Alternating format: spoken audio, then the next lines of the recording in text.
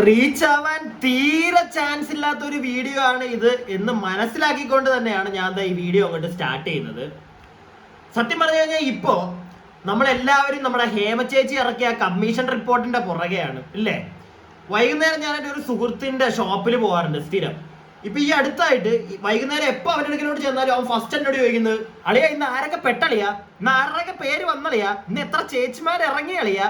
ഈ ഒരു സ്കീം അവൻ എന്നോട് 2 ദിവസമായിട്ട് ചോദിച്ചോണ്ടിരിക്കുന്നത്. രാവിലെ ഞാൻ എണീറ്റ് കഴിഞ്ഞാലും ഞാനും ഫസ്റ്റ് നോക്കുന്നത് ഇന്ന് ഏത് ചേച്ചിയാ പുതിയത് വന്നിരിക്കുന്നത്, ഏത് ചേച്ചി ആരുടെ പേരാ പറഞ്ഞിരിക്കുന്നത്.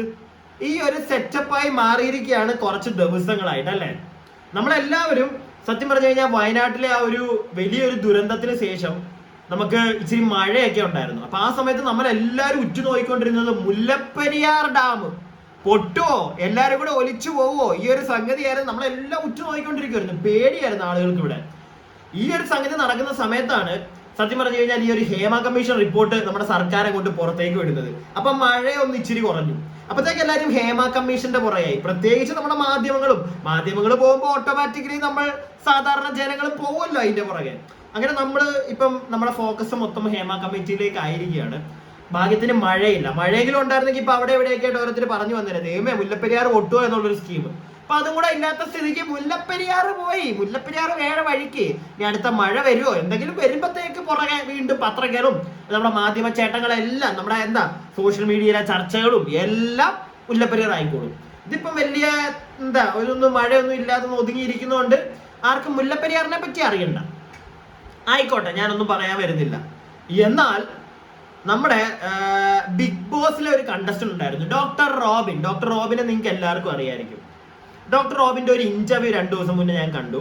ഒരു ചാനലിൽ വന്നത് ഡോക്ടർ റോബിൻ വന്നിരുന്ന് സംസാരിക്കുന്നത് ഈ മുല്ലപ്പെരിയാർ വിഷയത്തെ പറ്റിയാണ്. അപ്പോൾ ഞാൻ നോക്കിയപ്പോഴത്തേക്ക് സാധാരണ ഡോക്ടർ റോബിന്റെ ഇന്റർവ്യൂ എന്ന് പറയുമ്പോഴത്തേക്ക് അത്യാവശ്യം നല്ല റീച്ച് കാണും. ഈ ഒരു ഇന്റർവ്യൂവിന് റീച്ച് എന്ന് പറഞ്ഞ സാധനമില്ല. ആകെ 10-25,000 പേരെന്തോ ഈ ഇന്റർവ്യൂ ആകെ കണ്ടിരിക്കുന്നത് 2 ദിവസം കൊണ്ട്.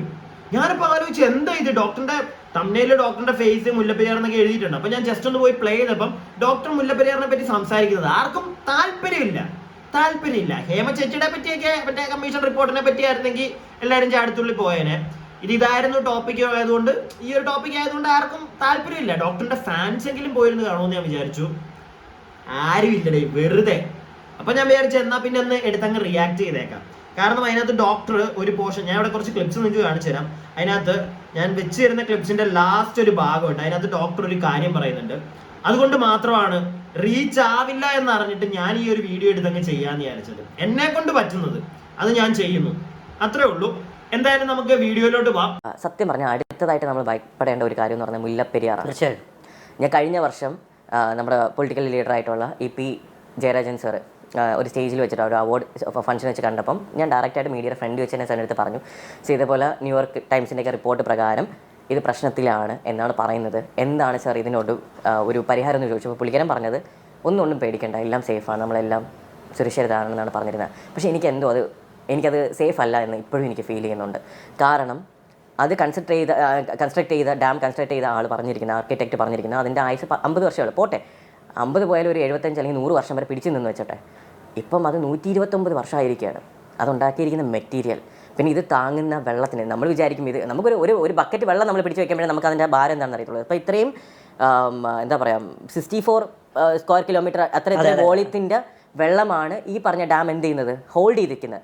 അപ്പോൾ അതിനുള്ള ശേഷി ആ ഒരു ഡാമിന് ഉണ്ടാവുമോ എന്ന് എനിക്കറിയത്തില്ല. മനസ്സിലായില്ലേ? ഞാനിതിനെപ്പറ്റി കുറേ ആർട്ടിക്കിൾസ്, കുറേ വീഡിയോസ് എല്ലാം നോക്കിയപ്പോഴും ഒരിക്കലും സേഫ് ആണെന്ന് എനിക്ക് തോന്നിയിട്ടില്ല. രണ്ടാമത്തെ കാര്യം, ഇൻ കേസ് അത് പൊട്ടുകയാണെന്നുണ്ടെങ്കിൽ ആദ്യം ഒരു 10-80,000 പേര് മരിക്കും തീർച്ചയായിട്ടും. എന്നിട്ടാണ് ഇടുക്കി ഡാമിലേക്ക് വരുന്നത്. ഇടുക്കി ഡാം പലരും വിചാരിക്കും അത് ഹോൾഡ് ചെയ്യാൻ പറ്റുമെന്ന്. ഞാൻ കഴിഞ്ഞ ദിവസം നമ്മുടെ അഡ്വക്കേറ്റ് റസൽ പുള്ളിക്കാരൻ്റെ ഇത് കണ്ടപ്പോഴാണ് ഞാൻ അറിയുന്നത്. ഇതിൻ്റെ അകത്ത് മണ്ണ്, ചെളി ഉൾപ്പെടെ ഈ ഒരുപാട് വലിയ കല്ല് ഉൾപ്പെടെ വന്ന് ഈ പറഞ്ഞ ഇടുക്കി ഡാമിൽ ഇടിക്കുകയാണെന്നുണ്ടെങ്കിൽ ഉറപ്പായിട്ട് ഇടുക്കി ഡാം പൊട്ടുകയാണെങ്കിൽ ബാക്കി എന്താ സംഭവിക്കുന്നത് എന്നുള്ളത് ലോകത്തിൽ ഇന്നേ വരെ ഉള്ളതിൽ ഏറ്റവും വലിയൊരു ദുരന്തമാവും. ഓൾമോസ്റ്റ് ഏറ്റവും മിനിമം 60 ലക്ഷം പേരെങ്കിലും എന്ത് ചെയ്യും, മരണപ്പെടും. വളരെ സത്യമായിട്ടുള്ളൊരു കാര്യമായിരുന്നു ഡോക്ടർ ഇപ്പോൾ പറഞ്ഞു വെച്ചിരിക്കുന്നത്. അതായത് ഞാനും ഈ അടുത്ത് കുറച്ചൊന്ന് റിസർച്ച് ചെയ്തു. നമ്മുടെ ഇടുക്കി ഡാം മുല്ലപ്പെരിയാർ ഡാമിനെ പറ്റി കുറച്ച് ആർട്ടിക്കിളൊക്കെ കണ്ടതും എല്ലാം ഒന്ന് വായിച്ച് മനസ്സിലാക്കുക. കുറച്ച് വീഡിയോസും ഒക്കെ കണ്ടപ്പോൾ എനിക്ക് മനസ്സിലായത് അതിന്റെ എഞ്ചിനീയർ പറഞ്ഞിരുന്ന 50 വർഷമാണ് ഇതിന് പറഞ്ഞിരുന്നത്. അതൊക്കെ കഴിഞ്ഞു. 129 വർഷമായി. എന്നിട്ടും ആ ഒരു ഡാം നമ്മളെ എല്ലാരെയും ഇതുവരെയായിട്ടും വെള്ളത്തിൽ മുക്കിയിട്ടില്ല. സത്യം പറഞ്ഞു കഴിഞ്ഞാൽ അത് നമ്മുടെ എല്ലാവരുടെയും ഒരു ഭാഗ്യമാണ്.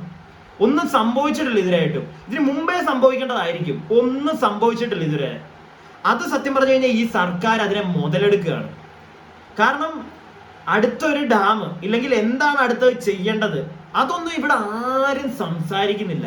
ഈ അടുത്ത് ഞാൻ കണ്ടു നമ്മുടെ വലിയ ടീം, കേരളത്തിന്റെ വലിയ ടീം വന്നിട്ട് ഈ അടുത്ത് പറയുന്നത് കേട്ടു, നിങ്ങൾ ആരും പേടിക്കണ്ട, ഒരു കുഴപ്പം ഇവിടെ ഉണ്ടാകാൻ പോകുന്നില്ല എന്നൊക്കെ പറയുന്നത് ഞാൻ കേട്ടു. എന്തെങ്കിലും സംഭവിച്ചാൽ, കാരണം ഇത്ര ഒരു നോർമൽ ഹ്യൂമൻ ബീങ്, ഒരു സാധാരണക്കാരൻ എന്ന നിലയിൽ എൻ്റെ ഒരു സംശയം ഇത്രയേ ഉള്ളൂ. അതിന്റെ എഞ്ചിനീയർ പറഞ്ഞത് ഇത്രയും വർഷം അതൊക്കെ കഴിഞ്ഞുപോയി.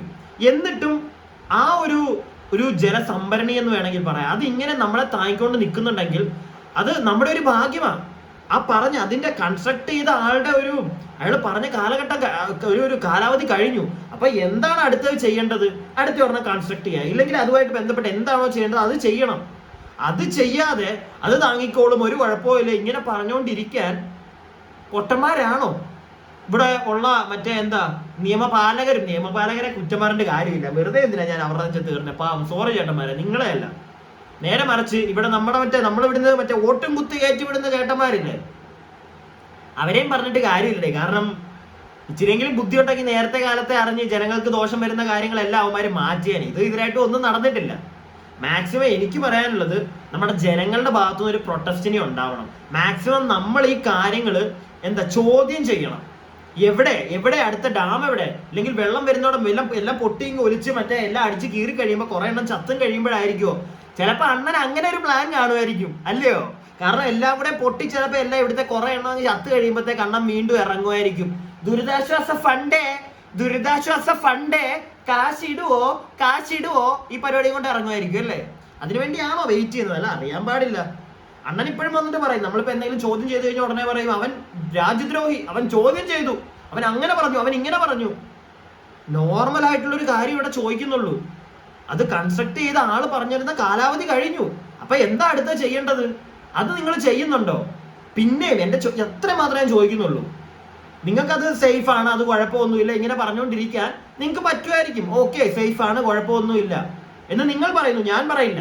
കാരണം ഞാനത് കഴിഞ്ഞ ദിവസം 1-2 പിക്ചേഴ്സ് ഒക്കെ കണ്ടിട്ടുണ്ടായിരുന്നു. അതിന് വിള്ളൽ വന്നതും അതൊന്ന് ചരിവ് വന്നതും കുറെ കാര്യങ്ങൾ, നമ്മൾ അതിനെപ്പറ്റി ഒന്നും ഡീറ്റെയിൽ ആയിട്ട് പോകുന്നില്ല. പക്ഷെ ഒറ്റ കാര്യം ഞാൻ ചോദിക്കുന്നുള്ളൂ, ഒരു സാധനത്തിന്റെ ഇപ്പതാ എന്താ പറയുക, ഈ ഒരു പ്രൊഡക്റ്റ്, ഈ ഒരു ലിപ് ബാം ആണ്. ഈ ഒരു ലിപ് ബാമിന്റെ വാലിഡിറ്റി ഡേറ്റ് എന്ന് പറഞ്ഞൊരു സാധനമുണ്ട്. അത് കഴിഞ്ഞ് ഇത് ഉപയോഗിച്ച് കഴിഞ്ഞ് കഴിഞ്ഞാൽ നമുക്ക് പണി കിട്ടും, സ്കിന്നിൽ ലിപ്പിനൊക്കെ പണി കിട്ടും. അല്ലെങ്കിൽ ഒരു എന്തെങ്കിലും ഒരു ക്രീം, ഈ ക്രീം നമ്മൾ അതിന്റെ വാലിഡിറ്റി കഴിഞ്ഞ് യൂസ് ചെയ്ത് കഴിഞ്ഞാൽ ചിലരുടെ സ്കിന്നിനൊക്കെ പ്രശ്നങ്ങൾ വരും.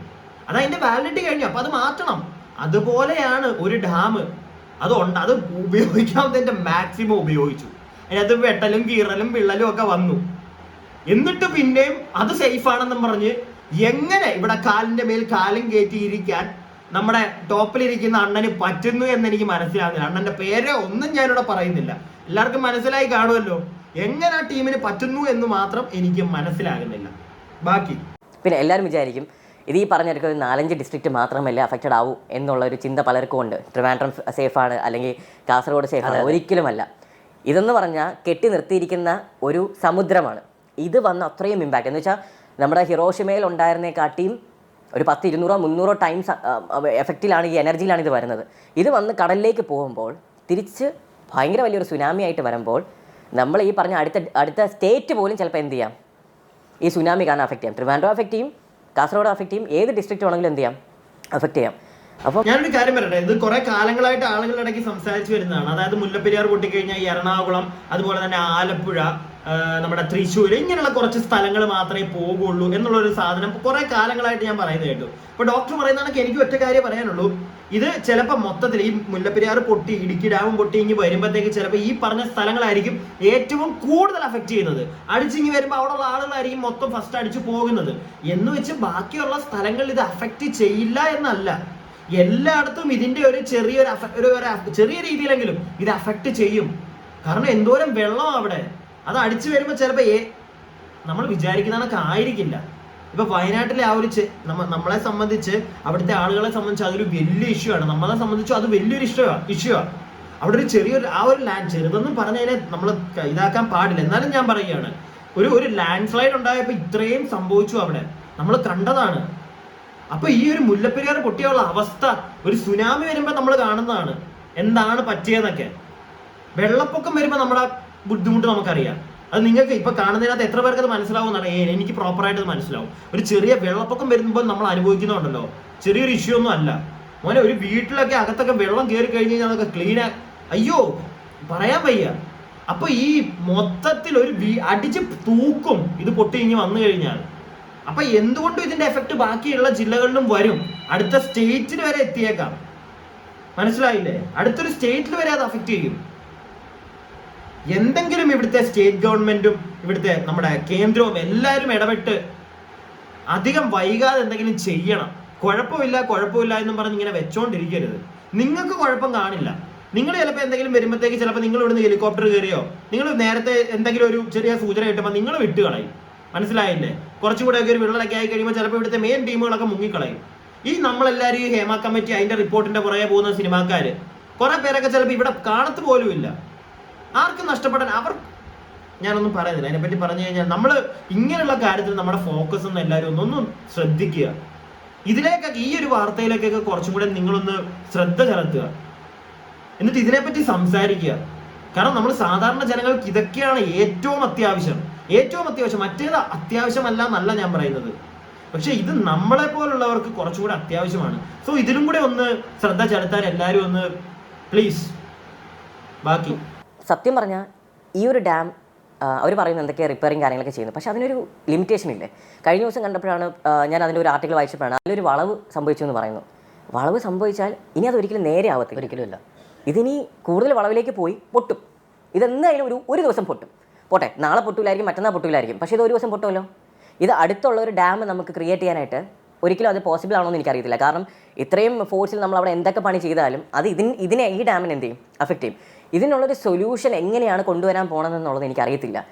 സ്റ്റേറ്റിൻ്റെ ഭാഗത്ത് നിന്ന് എഫേർട്ട് ഇടുന്നുണ്ട്, സെൻട്രൽ ഗവൺമെൻറ്റിൻ്റെ ഭാഗത്ത് നിന്ന് എഫേർട്ട് ഇടുന്നുണ്ട്, പക്ഷേ ഈ എഫേർട്ട് പോരാ. എനിക്ക് തോന്നുന്നത് ഇൻ്റർനാഷണൽ പരമായിട്ടുള്ള വിദഗ്ധരുടെ അഭിപ്രായവും അങ്ങനെയുള്ള എഞ്ചിനീയേഴ്സ് ആർക്കിടെക്ട്സിനെ അവരെ കൊണ്ടുവന്ന് ഇതെല്ലാം കാണിച്ച് എന്താ ഇതിന് ചെയ്യാൻ പറ്റുന്നതെന്നുള്ളത് ഒരു ഇൻ്റർനാഷണൽ ലെവലായിട്ടുള്ള എന്താ പറയുക, ഒരു ചർച്ചയിലേക്ക് ഇത് പോകണം. എന്നിട്ട് ലോകം മൊത്തത്തിലുള്ള നമ്മുടെ രാജ്യം വിചാരിച്ചാൽ നടക്കത്തില്ലേ? നമ്മുടെ പ്രധാനമന്ത്രി എല്ലാ രാജ്യങ്ങളുമായിട്ട് നല്ല റിലേഷൻഷിപ്പിലാണല്ലോ അല്ലേ? അപ്പോൾ പുള്ളിക്കാരൻ വിചാരിച്ചു കഴിഞ്ഞാൽ ഏതൊക്കെ രാജ്യത്തിൽ എത്ര വലിയ വിദഗ്ധരായിട്ടുള്ള ഡാം കൺസ്ട്രക്ട് ചെയ്യുന്ന എഞ്ചിനീയേഴ്സ് ആണെങ്കിലും ആർക്കിടെക്ട്സ് ആണെങ്കിലും അവരെ കൊണ്ടുവന്ന് ഇതിനെന്താണ് ഒരു പ്രതിവിധി എന്നുള്ളത് ചെയ്യാം. ഞാനൊരു കാര്യം പറയട്ടെ, ഡോക്ടർ പറഞ്ഞാണൊക്കെ ഇവിടുത്തെ പ്രധാനമന്ത്രിയൊക്കെ ഇടപെട്ട് കഴിഞ്ഞാൽ പരിപാടി പടയെന്നും പറഞ്ഞ് നടക്കും. പക്ഷേ ഈ പ്രധാനമന്ത്രിയൊക്കെ ഇടപെടുന്നതിന് മുന്നേ ആദ്യമേ നമ്മുടെ ഇവിടുത്തെ കുറച്ച് മന്ത്രിമാരുണ്ടല്ലോ, ഇവന്മാരൊന്ന് പ്രോപ്പറായിട്ട് ഇടപെടണം. ഇവന്മാരിപ്പോഴും കഴിഞ്ഞ ദിവസം നിങ്ങൾക്ക് അറിയാം, ഞാൻ മന്ത്രിയുടെ പേരൊന്നും പറയുന്നില്ല, ഒരു വലിയ ടീം കഴിഞ്ഞ ദിവസമൊക്കെ പറയുന്നത് കേട്ടു, നിങ്ങളാരും പേടിക്കണ്ട, മുല്ലപ്പെരിയാർ ഒന്നും പൊട്ടില്ല, ഇവിടെ ഒന്നും സംഭവിക്കില്ല. നിങ്ങൾ എന്തിനാണ് പേടിക്കുന്നത്? പേടിക്കണ്ട എന്നാണ് അണ്ണൻ പറയുന്നത്. എന്ത് കണ്ടിട്ടാണ് അണ്ണൻ ഈ പറയുന്നതെന്ന് എനിക്ക് മനസ്സിലാവുന്നില്ല. അണ്ണൻ ചിലപ്പോൾ ആരെങ്കിലും കൊണ്ടൊക്കെ വന്ന് പരിശോധിച്ചപ്പോഴാ മറ്റേ ഏതെങ്കിലും ബേസിരിയെ കൊണ്ടുവന്ന് 2 കൊട്ടൊക്കെ കൊടുത്ത് നോക്കിച്ചപ്പോൾ ഓക്കെ സെറ്റ്, കുഴപ്പമൊന്നുമില്ല, ഇനി നിന്നോളൂ, ഇനി ഒരു 100 വർഷം നിന്നോളൂ. ഈ ഒരു മൂഡ് ആരെങ്കിലും പറഞ്ഞു കാണും. അണ്ണൻ അതും വെച്ചിട്ടാണ് ഇരിക്കുന്നത്. ഒന്ന് ചിന്തിക്കുക, പ്രോപ്പറായിട്ട് ആരെങ്കിലും ഒക്കെ കൊണ്ടുവന്നിട്ട് നോക്കിക്കുക. ഒരാൾക്ക് ഇതിപ്പം എന്താ പറയണ്ട അതിന് സത്യം പറഞ്ഞു കഴിഞ്ഞാൽ. ഇതിനകത്തുനിന്ന് എൻ്റെ ഒരു സംശയമാണ്, ഒരു വൈൽഡ് ഗസ്സാണ്, ഇനി ഇതിന്റെ പേരിൽ എന്തെങ്കിലും മുക്കാൻ പറ്റുമോ എന്നുള്ളത് ചിലപ്പോൾ ഒന്ന് തപ്പിക്കൊണ്ടിരിക്കുമായിരിക്കും. ഇനി അടുത്ത ഡാം പണിയോ, ഇനി അതിനകത്തുനിന്ന് എത്ര മറ്റേ കൈയിട്ട് വരാൻ പറ്റുമോ, ഈ ഒരു സെറ്റപ്പൊക്കെ ആയിരിക്കാം. ചിലപ്പോൾ അത് ചിന്തിച്ചുകൊണ്ടിരിക്കുന്നതുകൊണ്ടായിരിക്കാം കുറെ എണ്ണങ്ങൾ ഒരു പരിധിയിൽ കൂടുതൽ അനങ്ങാത്തത്, കുറച്ചും കൂടെ കഴിയട്ടെ എന്നുള്ളൊരു മൂഡ് വെച്ചോണ്ടിരിക്കുന്നത്. അല്ലെങ്കിൽ ഞാൻ നേരത്തെ പറഞ്ഞ കണക്ക് എല്ലാം കൂടെ പൊട്ടി ഒളിച്ച് നമ്മൾ കുറെ എണ്ണം പോകുമ്പോഴത്തേക്ക് ദുരിതാശ്വാസം ആ ഒരു സെറ്റപ്പിനായിരിക്കാം. എപ്പോഴും പറയാം, മുല്ലപ്പെരിയാർ ഒരിക്കലും സേഫ് അല്ല. അത് നമ്മൾ കൊണ്ട് നടക്കുന്ന എന്താ പറയുക, കേരളത്തിനെ മൊത്തത്തിൽ നശിപ്പിക്കാൻ പറ്റുന്ന ഒരു ബോംബ് നമ്മൾ വെച്ചുകൊണ്ടിരിക്കുകയാണ്. ഇപ്പോഴേ നമ്മൾ എന്തെങ്കിലും ചെയ്താൽ നമ്മളെല്ലാവരും അല്ല, ലോകം മൊത്തത്തിൽ നമ്മൾ നാളെ ഒരു ചരിത്രമാവാതിരിക്കും. തീർച്ചയായും ഞാൻ ഈ മുല്ലപ്പെരിയാർ ഡാം വിഷയത്തിൽ ഞാൻ ഒത്തിരി റിപ്പോർട്ടിങ്ങിന് പോയിട്ടുള്ള ഒരു വ്യക്തിയാണ്. അവിടുന്ന് എന്നെ ഡാമിൻ്റെ മുകളിൽ നാനയിട്ട് ഓടിച്ച സംഭവം വരെ എൻ്റെ ജീവിതത്തിലാണ്. ഞാൻ ചാനലിരിക്കുമ്പോൾ റിപ്പോർട്ടിംഗ് ആണ്. അന്ന് തൊട്ട് മുല്ലപ്പെരിയാർ ഡാം പൊട്ടും എന്ന് പറഞ്ഞ് നാളുകളോളം പോയി എന്ന് റിപ്പോർട്ട് ചെയ്യാൻ അവിടെ വാർത്തയ്ക്ക് വേണ്ടി നിന്നിട്ടുണ്ട് നമ്മൾ. എനിക്ക് ഓർക്കുന്നു അവിടെ ഇപ്പോൾ ഈ പറഞ്ഞ ഒരു പൊട്ടൽ റസൽ പറഞ്ഞിട്ടുണ്ടെങ്കിൽ അത് സത്യമാണ്. എത്രയോ പ്രാവശ്യം ഇത് അടച്ചു വെച്ചിട്ടുണ്ട്, ഡാം അടച്ചു വെച്ചിട്ടുണ്ട്. അന്നത്തെ വിഷയങ്ങളുണ്ടാകും. എത്രയും നാളുകൾ നീണ്ട സമരം നടന്നിരിക്കുന്നു.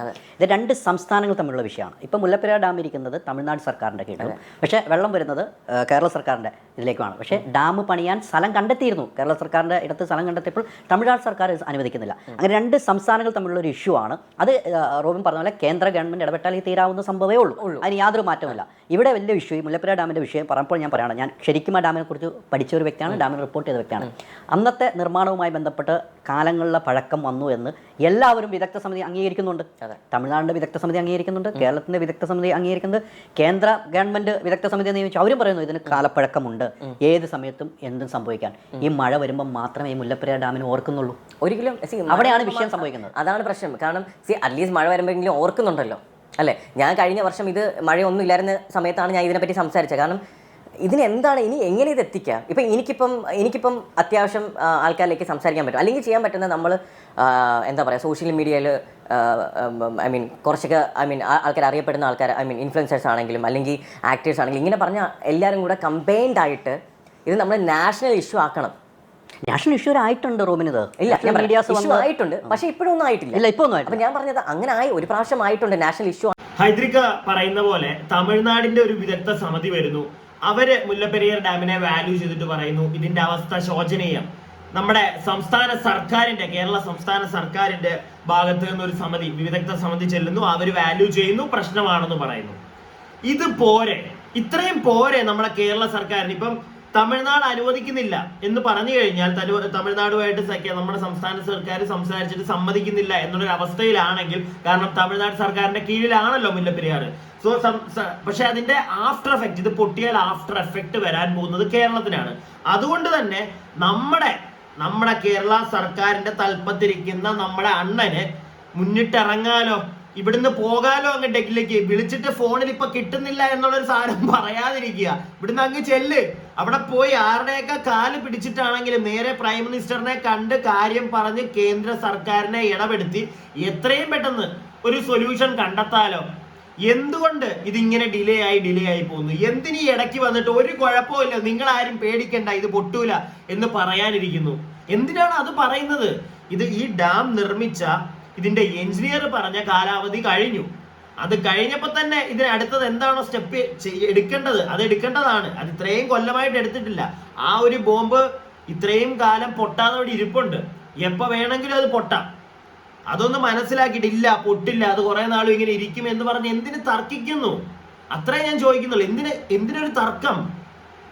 സേഫായിട്ട് ഇരിക്കുമ്പോ തന്നെ അത് എന്താണ് അടുത്തത് ചെയ്യേണ്ടത് അത് ചെയ്യുക.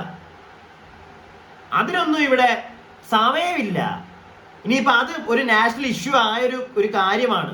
അപ്പൊ എന്തെങ്കിലും അടുത്തൊരു വിഷയം കൊണ്ടുവന്നിടും. അപ്പൊ എല്ലാവരും അതിന്റെ പുറകെ ടേൺ ചെയ്ത് അങ്ങ് പോകും. ഇപ്പോഴും അതാണല്ലോ നടത്തിയിരിക്കുന്നത്. ആ ഒരു ടോപ്പിക് എല്ലാവരും എടുത്ത് സംസാരിക്കാൻ തുടങ്ങിയപ്പോഴത്തേക്ക് ഒരു സാധനം കൊണ്ടിട്ടു, എല്ലാവരും അങ്ങോട്ട് വിട്ടുപോയി. എന്തിനിങ്ങനെ ചെയ്യുന്നു? ഒരു നിമിഷം ഇപ്പം അങ്ങ് തിരുവനന്തപുരത്തൊന്നും ഇരിക്കേണ്ട അണ്ണൻ ഈ കൊച്ചിയിലെങ്ങാനും വരുമ്പോഴത്തേക്ക് ആ ഒരു ടൈമിലാണ് ഇത് പൊട്ടുന്നതെങ്കിലും അണ്ണനും പോയില്ലേ അണ്ണ? ഈ മാധ്യമങ്ങൾ എന്തുകൊണ്ട് ഇത് കണ്ണടയ്ക്കുന്നു എന്ന് എനിക്ക് ചോദിക്കാനുള്ളത്. ഇപ്പൊ എല്ലാരും പോകുന്നത് മറ്റേ കമ്മിറ്റി റിപ്പോർട്ടിന്റെ പുറകെ. ഇതിന്റെ ഇടയ്ക്ക് ഇതും കൂടി ഒന്ന് ആലോചിക്കും, ഒന്ന് റിപ്പോർട്ട് ചെയ്യും. നിങ്ങളായിട്ട് കുത്തിപ്പൊക്കി എടുക്ക്. കാരണം നാളെ ഇത് പൊട്ടി ഇങ്ങനെ ഒലിച്ച് വരുമ്പോഴത്തേക്ക് റിപ്പോർട്ട് ചെയ്യാൻ നിങ്ങൾ പോലും ചിലപ്പോൾ കാണണമെന്നില്ല. അത് എന്തുകൊണ്ട് ഇവിടെ മനസ്സിലാക്കുന്നില്ല നിങ്ങൾ പോലും? എല്ലാവരും മറന്നു പോവുക. ഇത് പുതിയ വിഷയങ്ങൾ വരുമ്പോൾ അതിന്റെ പുറകെ പോകുന്നു. ഒരു അർജുൻ ഉണ്ടായിരുന്നു, എവിടെ ഈ കഴിഞ്ഞ ദിവസം പക്ഷെ ഞാൻ കണ്ടായിരുന്നു കേട്ടോ, ഏതോ ഒരു 24 റിപ്പോർട്ടിലോ എവിടെയോ അവരിത് പറയുന്നത്. കിട്ടുന്നില്ല, അവിടെ വീണ്ടും മറ്റേ മാൽപ്പേ വന്നിട്ട് തെരച്ചിൽ തുടങ്ങി എന്നൊക്കെ പറഞ്ഞു. മഴ കഴിഞ്ഞു, അവിടെ അടിയൊഴുക്ക് കുറഞ്ഞു, വീണ്ടും തെരച്ചിൽ തുടങ്ങി എന്നൊക്കെ പറഞ്ഞുണ്ടായിരുന്നു. ഇനി എത്ര ദിവസം കൂടെ കാണും അത്? ഇല്ലെങ്കിൽ എത്ര ദിവസം അത് വാർത്ത കാണും? അത് കഴിയുമ്പോൾ അതും പോയി. അതുപോലെ ആകരുത് ഇനി ഒരു കാര്യവും ഇവിടെ. അത് പ്രത്യേകിച്ച് ഈ മുല്ലപ്പെരിയാറിന്റെ വിഷയം എല്ലാവരും തീരും. അതെല്ലാവരും ഒന്ന് ഓർത്താൽ കൊള്ളാം. അതുപോലെ തന്നെ ഇപ്പൊ റോബിൻ പറഞ്ഞ കണക്ക് മാക്സിമം ഇപ്പൊ മുൻനിരയിൽ നിൽക്കുന്ന ഇൻഫ്ലുവൻസേഴ്സ് ഒക്കെ എടുത്തൊന്ന് ചെയ്യുക. അവർക്കും കൂടെ വേണ്ടിയിട്ടാണ് ഞാൻ ഈ ഒരു വീഡിയോ ചെയ്യുന്നത്. ഞാൻ അത്ര മുൻനിര ഒരു ഇൻഫ്ലുവൻസറോ ഒന്നും അല്ല. നമ്മൾ ചെയ്താൽ എത്ര പേരിലേക്ക് എത്തുമെന്ന് പോലും അറിയില്ല. എന്നാലും എനിക്ക് പറയണമെന്ന് തോന്നിയത് ഞാൻ പറയുന്നു, ഇൻഫ്ലുവൻസേഴ്സ് ആരെങ്കിലും കാണുന്നെങ്കിൽ ദൈവത്തെ ഓർത്ത് നിങ്ങളും ഇത് ഷെയർ ചെയ്ത് തുടങ്ങുക. അതുപോലെ തന്നെ ഈ വീഡിയോ കാണുന്നവർ മാക്സിമം ഒന്ന് ഷെയർ ചെയ്യുക. കാരണം ഇത് നമ്മളെ എല്ലാവരെയും ബാധിക്കുന്ന ഒരു പ്രശ്നമാണ്. നമ്മളെല്ലാവരും മുന്നിട്ടിറങ്ങിയാൽ മാത്രമേ ഇതിന് എന്തെങ്കിലും നടക്കുകയുള്ളൂ. മറ്റേ ആ തമ്പ്രാനൊന്ന് അനങ്ങി എന്തെങ്കിലും ചെയ്യത്തുള്ളൂ. ഇല്ലെങ്കിൽ ഇത് ഇവിടെ ഇങ്ങനെ കിടക്കും. എന്നിട്ട് അടുത്ത റൗണ്ടിൽ മറ്റേ ദുരിതാശ്വാസ മറ്റേ പരിപാടി കൊണ്ട് ഇറങ്ങും. ഞാൻ വല്ലതും പറഞ്ഞാൽ കൂടിപ്പോവും. ആയിക്കോട്ടെ, എന്താന്ന് വെച്ചാൽ കാണിച്ചോട്ടെ, കൈയിട്ട് വാരിക്കോട്ടെ. പക്ഷെ എന്തെങ്കിലുമൊക്കെ നല്ലതും കൂടി ഒന്ന് ചെയ്തു തരണമെന്നുള്ളൊരു ആഗ്രഹമുണ്ട്. ചാവാൻ ഇച്ചിരി പേടിയുണ്ട്, അതുകൊണ്ടാണ്.